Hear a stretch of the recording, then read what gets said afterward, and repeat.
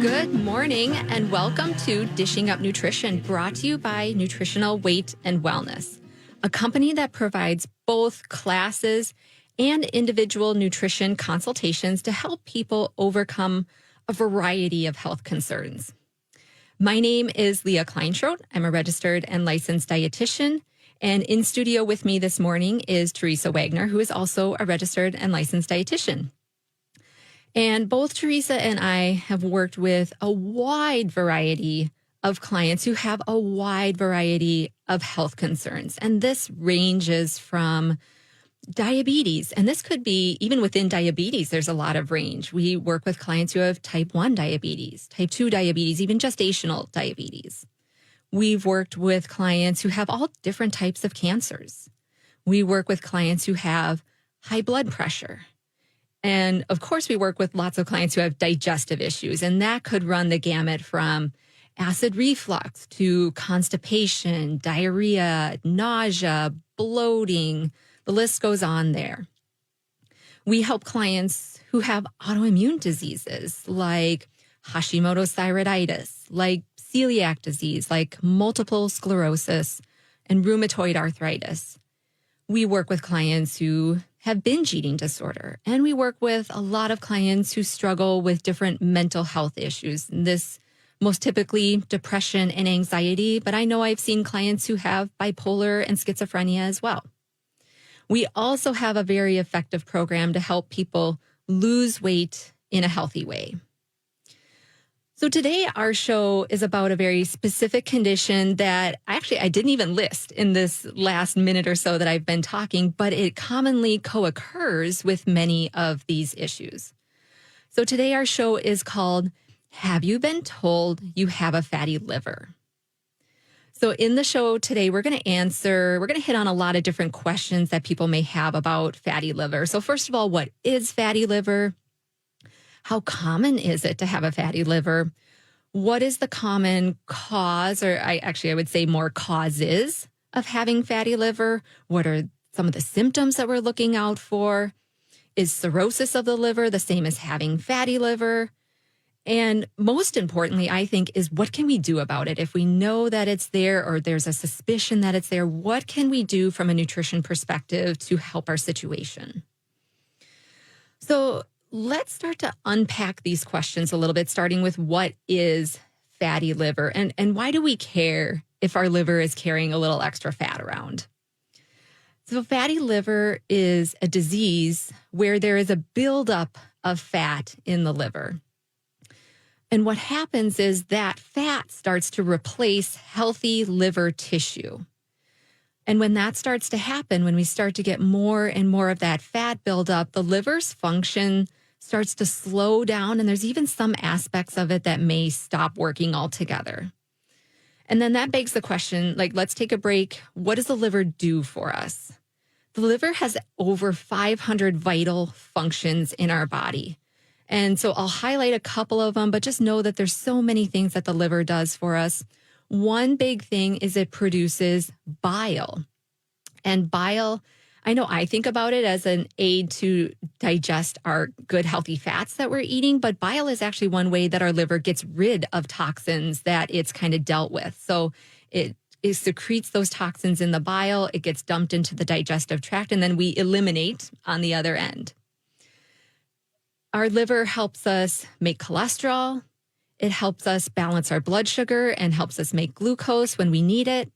It stores iron. It converts toxins or toxic substances into more usable or into things that need to be eliminated from the body. So it helps us kind of clear our systems out and on and on and on. It does so many things for us. So when the liver function starts to slow down, or again, some of these things start to not work as well, we can start to feel it. And we'll talk about that in just a moment. If we allow that fatty liver to progress, so say now we're years or even decades down into having fatty liver, this is where the liver can start to scar over. We get this really rough, fibrous tissue in the liver. And that's when we start talking about cirrhosis of the liver. And cirrhosis is not only caused by alcohol abuse. I think, again, a lot of people think if we drink too much, that's the only thing that really damages our liver, but that's not the only thing. It is sugar and processed carbs as well. So we have alcohol abuse, but we can also have sugar and processed carb abuse. And if you think about what causes a person to gain weight or become obese, it does tend to go back a lot of times to the sugars. And especially when we think about high fructose corn syrup, one of those really damaging types of sugars. And where do we find those types of things? It is usually in more of those processed types of foods, in the sugary drinks that we may be consuming. So the liver also gets fat from sugar, from highly processed carbs, and from alcohol. So think eating a diet of pizza and beer can easily lead to a fatty liver, kind of that lethal combo. You're not trying to make any friends here, Leah, are you? That's not my goal this morning, Teresa. I'm here to deliver some great information. So the NIH, so here's the NIH saying this, not me, but the NIH, the National Institute of Health, reported that people with obesity and type 2 diabetes are more at risk for non-alcoholic fatty liver. And studies suggest that 1/3, maybe 2/3 of people with type 2 diabetes have some of this fatty liver disease. Research also suggests that non-alcoholic liver disease is present in 75% of people who are overweight and 90% of people who have severe obesity. So again, like this is a very common thing, even if not everybody necessarily knows about it. And one thing that we can actually look at is if our blood sugars are starting to kind of rise into that pre-diabetic range. And what is that range? If you've ever had a fasting glucose done before at your doctor's office, or if you've ever tested your fasting blood sugar at home, this is where that fasting glucose number is getting up around 100 to 125. So again, like you're in triple digits. Or if you've had that hemoglobin A1C test, so it's a bigger picture, more of an overall picture of your blood sugar. That hemoglobin A1C, if it's in the 5.7 to 6.4 range, we're also looking at prediabetes and a greater risk or a greater likelihood that you have some fatty liver. Yeah, absolutely. And that was a really great explanation of what the liver does. It's such an important organ. Mm-hmm. And if we don't have a liver, we die, right? Yeah. I mean, it's crucial. Yeah. For our survival. Yeah, absolutely. So it's really important that if we know that there's something going on with the liver, that we take care of it. And to reverse or heal fatty liver disease, it's necessary for you to change your food and drink choices. If you've been told you have a fatty liver, I'm sure your doctor has told you that it is a serious health condition. Currently, there is no medication that will correct or reverse the damage that has occurred in your liver. Fatty liver disease can only be reversed with nutrition. It all goes back to what you are eating and drinking. And as dietitians, this is our specialty. We set up healing plans, eating plans for you, and provide the support that clients need to stay on a plan to reverse a fatty liver. And with conditions that require significant changes in the diet, having consistent and regular support is often needed for my clients to make the lasting changes needed to heal a condition like this. So I usually recommend meeting every 3 to 4 weeks. I find that sometimes a month is too long to stay motivated. Yeah. Do you find that too? Yeah, absolutely. Mm-hmm.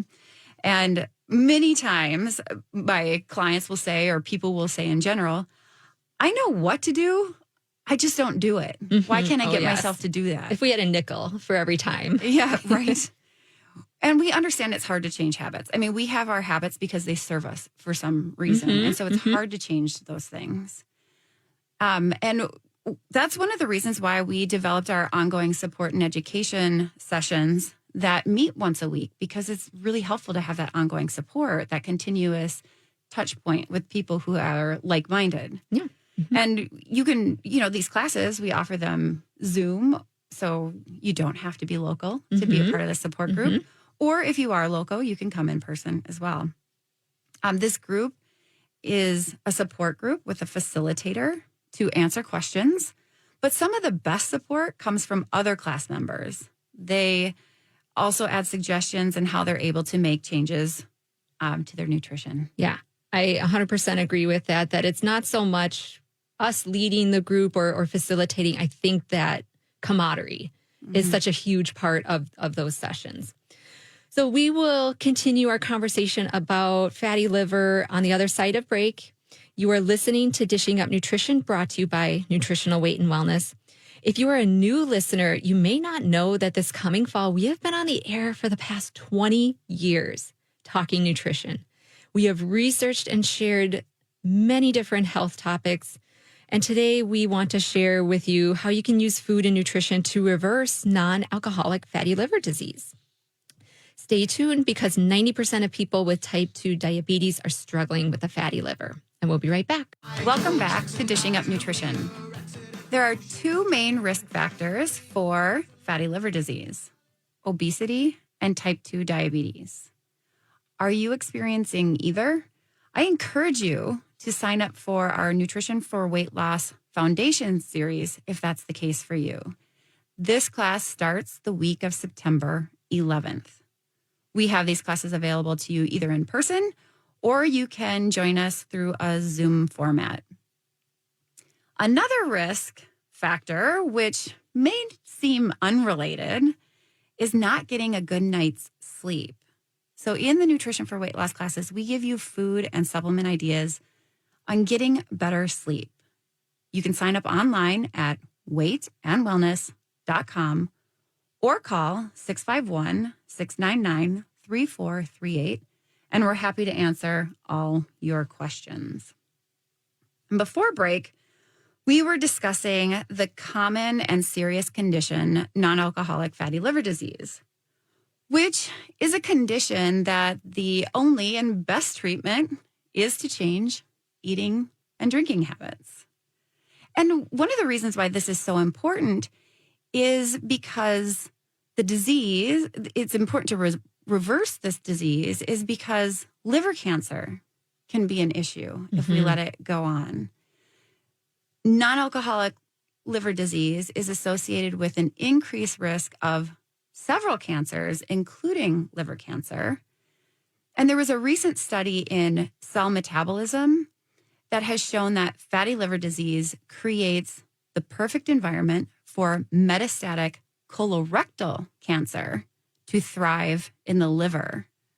This is very serious because when cancer metastasizes, so when it moves from one organ or place to another, it becomes very difficult to treat. And so with fatty liver disease, it sets up this perfect environment for the cancer that might be in the colon to move over into the liver. Yeah. And I know we were talking about that before break. And I just thought that was fascinating. But then the more you think about it, it's like that kind of makes sense when you have, because like I mentioned before, when you have that fatty liver, it's not working as well. And then it's excreting toxins and like other things through the bile, then into the rest of the digestive tract. Well, then it does make sense that everything downstream in the intestinal tract will take that hit, and that it just promotes potentially a cancer growing environment at that point. Yeah. Yeah. So it's really important to take care of this if you have any indication that that's something that's an issue for you. Currently, at least 1/3 of the population has a fatty liver. Today, even 10% of children have a fatty liver. So why could kids be developing a fatty liver? Yeah. They're certainly not drinking alcohol, right? But it could be that they're drinking soda or juice or sports drinks or the energy drinks or high sugar coffee drinks, which actually most of the drinks that kids are having at coffee shops are not coffee. I mean, some of them might be, but there are just these sugary drinks, you know, I would classify same as similar to soda, just different flavors. There might be a hint or a whiff of coffee in there somewhere, but mostly sugar. But a lot of them, there's none. There's no coffee. But in any case, kids are definitely drinking them every time I go to the coffee shops, because I do go there. I see kids, and they're having something there too. So so it's important that our kids are drinking mostly water. That's the most important thing for them to be drinking. Yep. And I know, parents, it's a pain to be constantly washing and filling water bottles for your kids. And as much as I dislike that job of water bottle washing with the straws with all and the the little tops parts and I'm glad that my kids are drinking water rather than sugar sweetened beverages. And it's funny because, right now there are certain water bottles that are more trendy than others. Mm-hmm. And my 12-year-old, she got one of the Stanley, the giant, water bottles with the handle and the straw. Yep. And she drank like 4 or 6 of those. Oh my gosh. Like the first day she got. So it really did, like having the right water bottle can really, because it's that age, right, where they want to fit in and have the cool things. Yeah.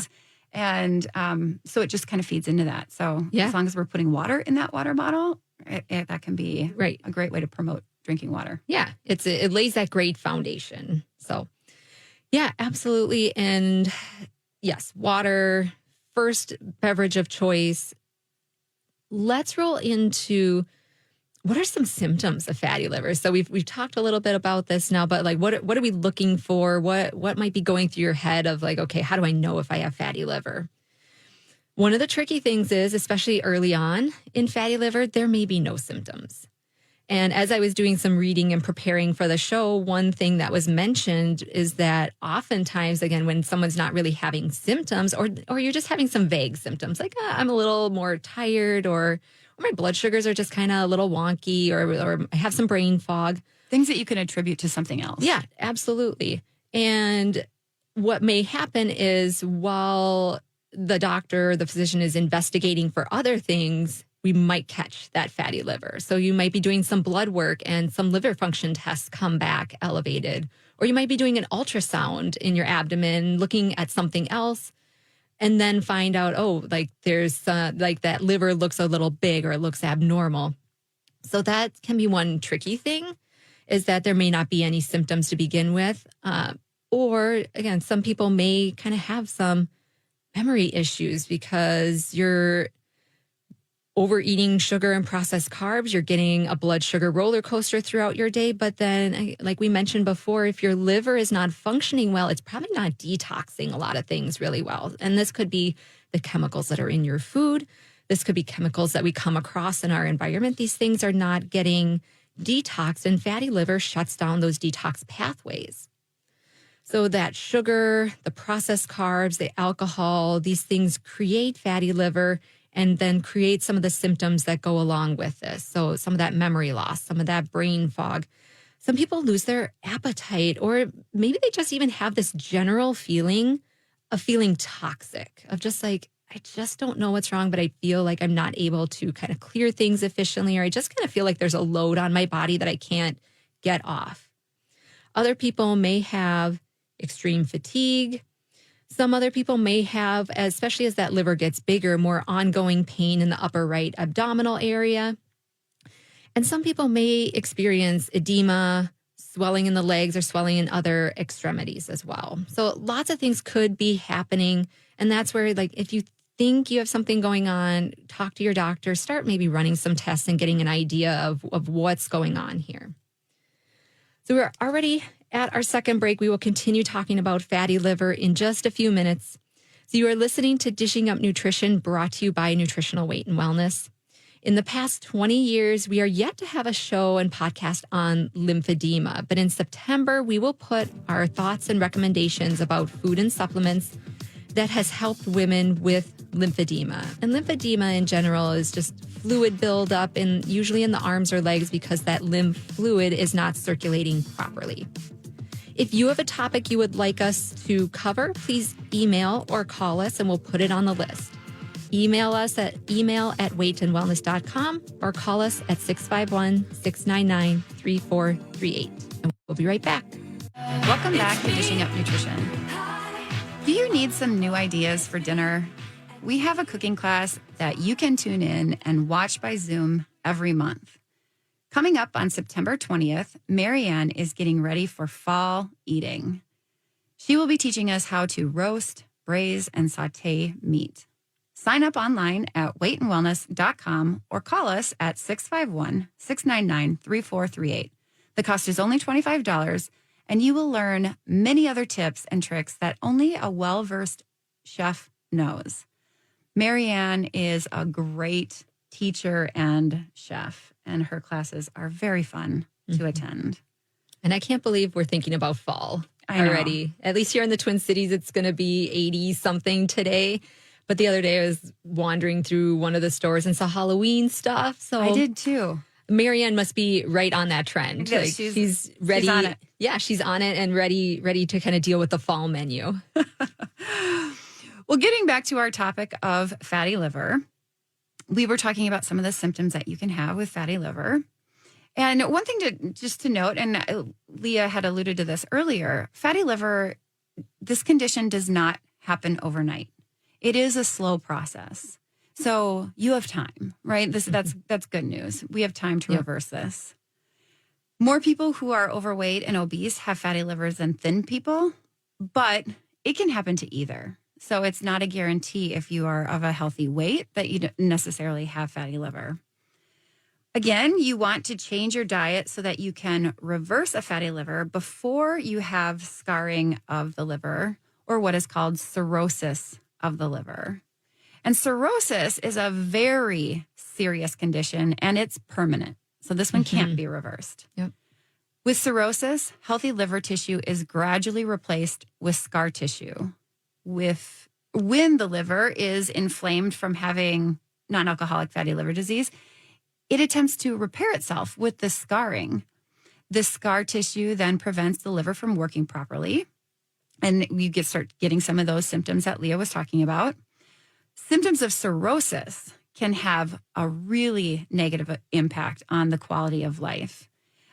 You may have itchy skin with no visible rash or showing. So just think how annoying or how interrupting to life that would be. Just this itching that's happening. Your skin and the whites of your eyes can turn yellow. You may have digestive difficulties, especially with digesting fats. Mm-hmm. You can become confused, disoriented, or have mood changes. You may develop twitching, tremors, or just general lapses in the ability for your muscles to stay in control. So it's very serious. So it's really in our best interest to make changes in our food and beverage choices as soon as we have any indication of fatty liver. And the diet that's typically recommended by many experts is the Mediterranean diet. Mm-hmm. Yep, that's a well-known term and a catchy term out there. So what is the Mediterranean diet? It is very similar to our weight and wellness eating plan. So the Mediterranean diet recommends lots of plant foods, which basically means lots of vegetables. Vegetables with your eggs for breakfast and a natural fat. So think butter, olive oil, or avocado oil. We will absorb nutrients from those vegetables a little bit easier. It makes those vegetables taste good. So we're always pairing good fats with our plant foods, with those vegetables. We want to really be on the watch out for more harmful fats. And again, this is one thing that we're thinking about here is how can we, if we know we have a fatty liver, how can we reduce the burden on that liver and try to show it some love right now? So one way that we do that is being very choosy about the types of fats that we are going after. So we have to be our own detectives and watch out for the fats that are more harmful. So this is the soybean oils. This is the cottonseed oils, the canola oils, avoiding margarine. And like I said, choose butter instead of the margarine. So we want those vegetables or the plant foods morning, noon, and night. The Mediterranean diet also recommends eating fish at least twice a week. I know I have my fair share of clients that love fish and a fair share that won't touch it with a 10-foot pole. So take this as it is for those fish lovers out there. If you love that fish, have salmon or walleye or halibut or cod or tilapia for dinner or for lunch, and do that with some more vegetables. Do that, at least twice a week. If you love fish, maybe 3 times a week. Pair it with those vegetables, like a couple cups of broccoli. Maybe you do throw a piece of fruit on the side with that. And then use olive oil dressing or dress that broccoli with some olive oil and some good seasonings on there. Maybe you want to do fish over a big salad with a wide variety of raw vegetables and then use an olive oil-based dressing or an avocado oil-based dressing. Maybe you love avocados or you want that little bit of crunch, and so you throw some couple different kinds of nuts and seeds on that salad. Lots of different ways to incorporate, again, those good fats, but also make sure that you're hitting that vegetable quota every day. Yeah. And if people are noticing the types of fats, which maybe they're not, but these types of fats are the monounsaturated fats that are recommended on the Mediterranean diet. So we love those fats as well. Remember, having a fatty liver is a very serious condition, as we've been talking about. So a very strong commitment to following an eating plan to reverse your fatty liver is necessary. So no pasta will be on your plate, but a half a cup of wild rice would be a good option. Pizza is not a good option because pizza is too high in carbohydrates that break down into sugar. And typically they have unhealthy fats. Grilled or baked salmon or chicken with a variety of vegetables works well, though.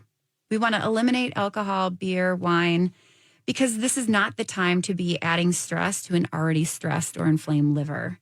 So substitute with some good herbal tea, maybe. We have an article on our website that has some ideas for some mocktails or non-alcoholic cocktail-like that are really delicious, too. Yeah, Christy wrote a great article with that. Lots of great options, things I never would have thought of, honestly. So I'm really happy I have a resource to send to my clients and be like, here, go read this, pick the one that's the most appealing for you and just give it a try. And exactly like you said, Teresa, this is not the time where you want to add more burden and add more stress to that liver with alcohol and with like these substances that your liver really has to try to deal with then. And when you make an appointment with a nutritional weight and wellness nutritionist, we sit down. That first consultation is 90 minutes. So we dive deep. We have a lot of time to talk, and we make sure that when you leave, you have an eating plan. You have an eating plan based on foods that you like or that you're willing to eat or willing to try. And we kind of lay out like, okay, what does the pattern of your day look like? What does your schedule look like? This is the time. Like, here's where we're aiming for your meals. Where might we insert some snacks in the mix? So we really kind of get into that nitty gritty and lay a plan out, because I think that's what helps people kind of conceptualize, visualize, and are actually able to follow through for those couple of weeks before we see them again. When you have a more exact plan, then there's less guesswork. There's less figuring out that you have to do on your own. Right. And that's a specific plan that you can go and do versus something more abstract, like just eat a Mediterranean style diet, which is usually the recommendation you get from your doctor, which is absolutely okay. I think that's okay. It's really not their job to sit down with you and write out a meal plan. That's what we do. Yeah, exactly. And as a nice side benefit, most clients lose weight on this type of eating plan. When we eat real whole foods, incorporate good healthy fats, get most of our carbohydrates from vegetables, maybe a little bit of fruit in there, and we have some good protein sources, our clients tend to lose that body fat. Or I'll say to my clients, like, we're losing the fluff on the top, but we don't want to sacrifice that muscle mass that's underneath. So we keep that lean tissue good and healthy, and we keep our muscle mass on us, but we want to lose the fluff that's on top. And I always, sometimes I have clients that schedule with me, because clients can schedule on their own through our website. And then we get to talking about insurance. And I try to make sure I ask them, like, okay, what kind of health insurance do you have? And if it's a plan that we work with, I encourage them, like, hey, let's do some investigation into this, because your consultation may be covered. And they might not have even thought about that before. Yeah, it's such a nice benefit to have. Yeah, so helpful. It's very important to take steps right now to prevent getting a fatty liver, or if you've already been told you have a fatty liver, to reverse the condition. When I'm working with clients, I teach them about the hidden sugars in foods. You may be grabbing and eating mindlessly. I mean, this happens a lot. Just a all the handful time. Of this, a handful of that, and it doesn't seem like very much. But I'll show them that a handful of, say, M&Ms may deliver 8 teaspoons of sugar into the bloodstream. One small package of M&Ms has over 30 grams of sugar. And for good heart health, the American Heart Association recommends no more than 6 teaspoons of sugar for the whole day. So this one little package of M&Ms sets you over the day's limit. To make changes, we need to be aware of how much sugar we're actually eating. Yeah. Yep, absolutely. And that awareness for some people, writing it down or like putting it into an app, just that not something that you have to do forever, but bringing that awareness initially of where you're at and what choices you're making can really be eye opening. Like you said, it really can make a big difference in how you kind of move forward and how you approach things. And I wanted to make just one example kind of along the lines of added sugars and stuff like this. We were talking a little bit about this on break, but so right now, again, for most of us here in North America, it's still summer out. So it's grilling season, barbecue season and stuff like that. Well, I made a mistake going to the grocery store. I picked up an organic barbecue sauce, but did not turn over and look at the nutrition facts panel or look at the ingredients, anything like that. I thought, oh, great, organic barbecue sauce, and got home and we used it in a meal for something. I was like, gosh, this is really sweet, like much sweeter than I would normally have picked out. And I turned over the label and there were 14 grams of added sugar in 2 tablespoons of barbecue sauce. So you do the math on that. That's what, 3.5 teaspoons of sugar? So for those of you, the math on that is you just take that total carbohydrate and divide it by 4. Yep. And that'll tell you how many teaspoons is in there. Yeah. And I was shocked and mad at myself that I bought this whole container of barbecue sauce. And again, like it's 2 tablespoons also, because you think about that serving size and how easy is it to have kind of a heavy pour with barbecue sauce sometimes to get that flavor. And so I was like, man, that's just one area of where could we look at those sugars coming in? Like, could it be in the sauces? Can it be in the dressings that we're putting on our food? Not necessarily in the food itself, but what we're adding to it in that sense. So that was a reminder to me to make sure before I stray from my usual choices that I'm looking at food labels and looking at ingredients lists and stuff like that. So we do have to take our last break. You are listening to Dishing Up Nutrition. To eat real food, it is helpful to be able to cook simple and good recipes. We have just the cookbook for you, and it is called the Weight and Wellness Cookbook and Nutrition Guide.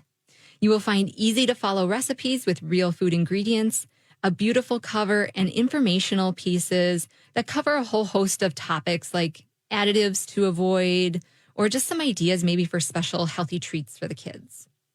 My favorite recipe this summer has been the Sonoma chicken salad recipe. And honestly, that's a favorite year round, not just during the summer. But I might vary the ingredients a little bit just based on what's in season, like using blueberries instead of the grapes in that particular recipe.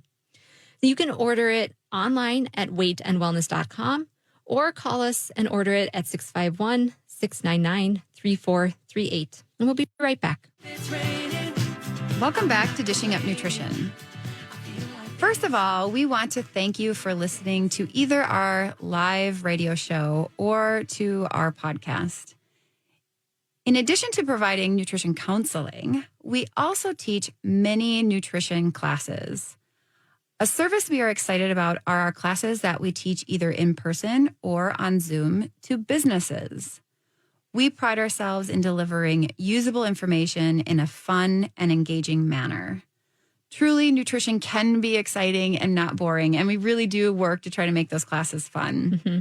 We can even teach cooking classes to you for your wellness activities at your office or at your business.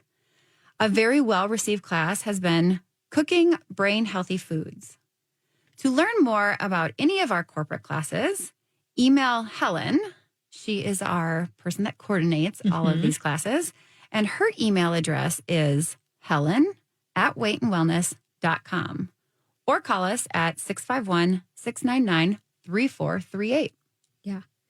Yeah, I love that little segment. I love teaching corporate classes. It's because I think a lot of people, this is new messaging for them too. So to have kind of that fresh and new audience and just come at it approaching nutrition from a different way than people have heard before. I love that kind of environment.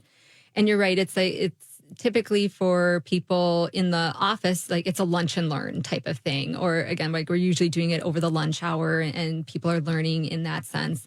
And I've had clients who I've met one-on-one with and they are in the HR department or they kind of have that say, or maybe they're on the wellness committee at their job. And they've made those pitches and tried to bring nutritional weight and wellness into the workplace. So any way that we can spread that message is just so helpful and so great. Yeah, it's a lot of fun teaching those classes, and the questions we get are great. Yeah, absolutely. Yeah, same. I love that. So bridging from corporate classes into fatty liver, back to our topic today. So when we're, Teresa, I know you've met with a lot of clients who have had fatty liver before. And I know when I'm working with a client one-on-one and we know that fatty liver is kind of a part of their health profile, I definitely make it a point to sit down and help that client decipher. Like, we have to sit down and decipher what are the good fats and what are the more harmful fats that we're trying to avoid. So we really have to delineate and like I mentioned before, kind of be that detective for what kinds of fats and oils we're bringing into our bodies.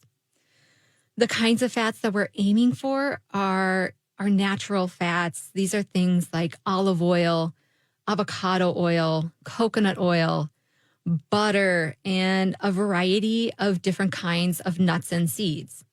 And ideally, these nuts and seeds are either raw or they're dry roasted. It's fine if they have some salt on them. It's fine if they have a little flavor to them. But what we're really trying to avoid with the nuts and the seeds are the roasted seeds that are roasted in some kind of oil. Usually you'll see peanut oil is a common one, or sometimes you'll see that canola oil pop up in there.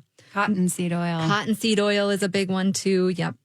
So we're really trying to stay away from. So again, you have to read those ingredients labels. It might not be the first one or two ingredients. It might be down that line further down, but we're looking for those refined oils like soybean oil, corn oil. There might even be that umbrella term of vegetable oils, which means, it could be a mixture of all those different kinds of oils in there. So we really have to read the label of any kind of foods that are going to put that on there, that are those more processed foods that have an ingredients label. And so then you're in the grocery store and you're looking at that label and you're kind of going back and forth in your head. Okay, is this a good oil? Is this not such a good oil? If you're kind of on the fence, or if you're not sure, the safer bet is to probably put it back and to look for something that you know is more in that safer category, something that uses avocado oil or olive oil instead.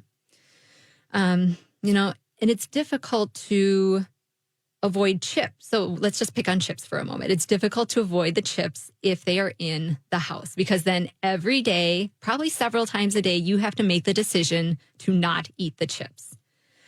If you leave them at the grocery store, you only need to make that decision once or once a week. Because again, most people are going to the grocery store at least once a week, but having to make that decision once a week is you're going to be able to kind of make a more informed and more, what's the word I'm looking for? I'm blanking. Just a better decision once a week versus if you have to try to do it, say at night, 8 p.m. Everyone's like kind of going to bed, you're staying up and you're trying to make that good decision when you're tired, when you're stressed, when you're just trying to wind down for the night. Right. Those are very vulnerable hours. Yes. Those are those are hours where our logic gets a little funny, where we start negotiating in our minds, right? Yes. Like, I can do this right now because tomorrow I'll do something, or I'll make up for it in some way. And you have sort of these mental gymnastics that go on that time because you really want to have the chips, right? And so you want to figure out a way to justify being able to have them. Yep. And so, like you said, don't buy them. You only have to make that decision that one time. Yep. Protect your environment. Only keep things in your house that you want yourself to eat. Yep. Obviously we want to eat some of those foods, but the foods that you're desiring that your future self would have eaten, Yeah, absolutely. So yes, make the decision once, because this is what I think about is these chips are designed to make you want to eat them. Yeah. And there's there's food scientists. Yes. In their, scheming. I always feel like, their recipes are like they're like they're cooking up something in the back room in the lab or something. Yeah. How can we get these people to not be able to stop eating? Yeah. Yep. Exactly. And that's the point is like there are some people out there that can have one or two chips and be just fine and kind of get that fix. But there are people out there, and I'd say this is more common with the people we work with, is it's hard to stop until the bag is done. Yeah, absolutely. Absolutely. Well, in this day and age where there is a pill for every ill, you may not realize that there is still no drug treatment for non-alcoholic fatty liver disease. The only effective treatment is to change your diet and lifestyle habits. Eat real food, like we've been talking about today. Proteins, healthy fats, vegetable carbohydrates are the best carbohydrates, but you can have fruits. There are some grains that are great. Beans and lentils, all of these real whole foods, that look like or very similar to how they were on the farm. Yep. We want to avoid the processed foods. We want to cook and eat the weight and wellness way, and we need to move our body. The nutritional treatment plan should focus on foods to support blood glucose control or blood sugar control. And that's just having a balance of those real foods, having protein and fat, lots of vegetables, and just a little bit of those more concentrated carbohydrates like the potatoes or fruit or quinoa or rice, those types of foods. Having less of those, not that we eliminate them completely, but just have less of those. We want to avoid those damaged and refined fats, as Leah was talking about.